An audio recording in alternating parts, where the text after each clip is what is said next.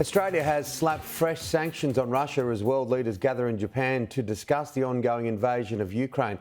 The G7 leaders are expected to renew their commitment to provide military and financial support to Ukraine.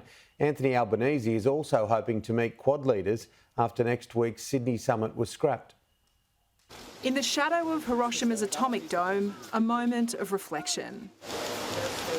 The Japanese city still shows the scars from the devastating nuclear attack by the United States in 1945. Australia is deeply committed to a world without nuclear weapons. We know the consequences because we see them right here.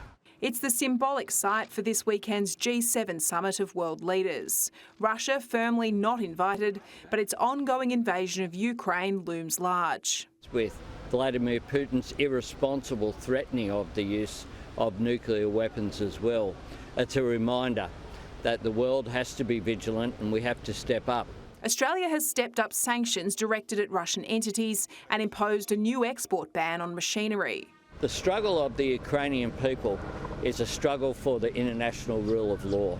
He may get a chance to deliver that message directly, with Volodymyr Zelensky set to attend in person. And it's important that the world stand with Ukraine. The Prime Minister is also hoping to stand shoulder to shoulder with Quad leaders this weekend after next week's Sydney summit was scrapped. It will be a shortened format. The US President finding time to meet Mr Albanese alongside India and Japan's Prime Ministers before he jets back to Washington. We'll have, I think, a successful meeting. China is holding its own rival summit with Central Asian allies, as Anthony Albanese welcomes the trade thaw with Beijing.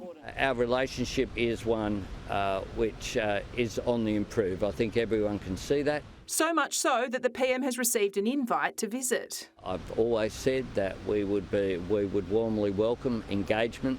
That trip is likely later this year. Trudy McIntosh, Sky News, Canberra.